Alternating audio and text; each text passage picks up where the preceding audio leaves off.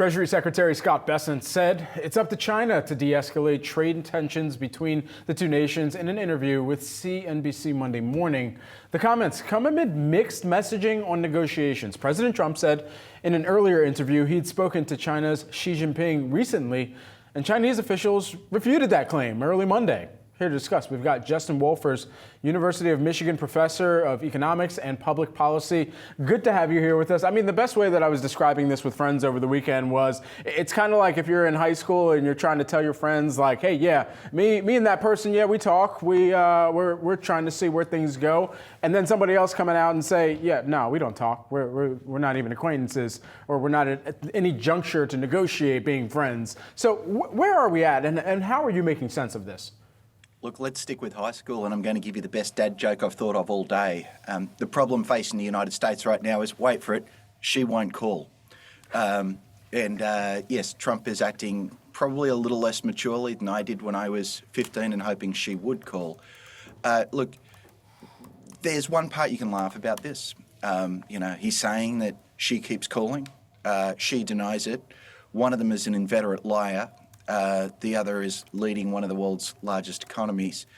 But the real shame, and the thing that makes this very different than high school, is when she won't call in high school, my social life is on hold. Here, what's happening is Trump is imposing 145% tariffs on Americans, effectively cutting them off from an important and needed source of inputs for production of goods that we consume.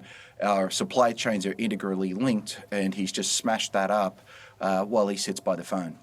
I want to talk to you, Justin, about something that the president posted on Truth Social this weekend and reiterated in interviews. He talked about this idea of cutting income taxes on Truth Social, saying taxes will be substantially reduced, maybe even completely eliminated, especially for those making under $200,000 a year. To what extent, Justin, is the market discounting a potential cut to taxes, a potential cut to income taxes that could lead to some type of rebound in consumer spending and therefore a lift in the stock market? How much do you buy the sweetener of tax cuts coming? Look, the president's lying. It's that simple. There's no bill, there's no process, there's no proposal, there's nothing that's gone up to Congress. But more importantly than that, there's a fundamental incoherence. He says in that Truth Social post, I'm going to get so much revenue that I can cut your taxes. In order to get revenue, we have to keep tariffs high. He also says over the weekend, I'm meeting with Xi talking about reducing tariffs. If he makes deals, which apparently is what he's recently been claiming is the goal for his administration, those deals will be to reduce tariffs. If that's the case, the tariff revenue will be awfully close to zero. So the president's got a choice: make deals, which gives American businesses access to a global market and gives Americans access to purchase stuff from all over the world, or stick with very high tariffs and get some revenue out of it at least. You cannot have both. It's incoherent. And that's the problem with this whole tariff policy. What the president wants has changed from day to day. Is it about national defense? Is it about onshoring manufacturing? Is it about raising revenues? Is it about making deals? Mm-hmm. Is it about, it changes. Mm-hmm. And the problem is, if you had different objectives, that would lead you towards different types of tariff policies. And what we have instead is an incoherent mix of all of the above. But more importantly, businesses need to plan for the future. Right. Our foreign partners need to know how to or whether to negotiate with this White House. So Justin, if Trump's out there saying, I'm going to get tons of revenue, then he's saying, I'm not making a deal, so why should they even turn up to negotiate? So let's dig into what you're saying, though, because there is that reconciliation bill that does include the potential extension of tax cuts that were already in place, to your point, but Treasury Secretary Scott Bessent told our network... Wait. That bill has nothing to do with tax cuts for working and middle-class Americans, No, which is what the president promised. I know that. That bill Justin, is tax cuts for the rich.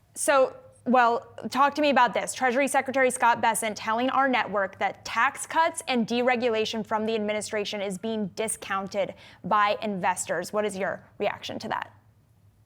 Investors are responding to nothing but chaos because that's all Bessent's giving us.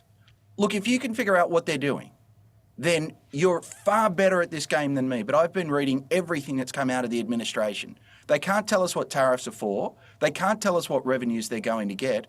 And they're in the midst of trying to have a budget-busting bill while at the same time we're looking at US bonds being sold off around the world. It's incoherent. And so with that barrage of information that has continued to come out of the White House, what do you believe the continued net impact will be on the consumer, and how will that pass through to what businesses are both forecasting and their reaction function of what's playing out? Yeah, so if you look at any survey of what Americans think, how they're feeling about the economy, they're feeling miserable. We haven't seen consumer confidence fall as far or as fast as it has over the last 2 months. We've seen expectations of the unemployment rate skyrocket. We've seen expectations of inflation skyrocket. We've seen business confidence plummet. And so what does that mean? It means that I think most families are sitting around the table worried about the future of the economy. This is a conversation no family was having 3 months ago, but now they're like, if there's a recession, how should we act? Well, when you start worrying about that, then you start thinking, well, maybe I'll put off maybe I should save some money for a rainy day. And if that's the case, instead of making a big purchase, I'm going to hold my money tight, which means spending dries up. And if consumer spending dries up, that is the first domino that falls in creating the next recession. Justin, thanks so much for taking the time here with us this morning. A lot of econ data to digest over the course of this week. We'd love to check back in the future. A pleasure, mate.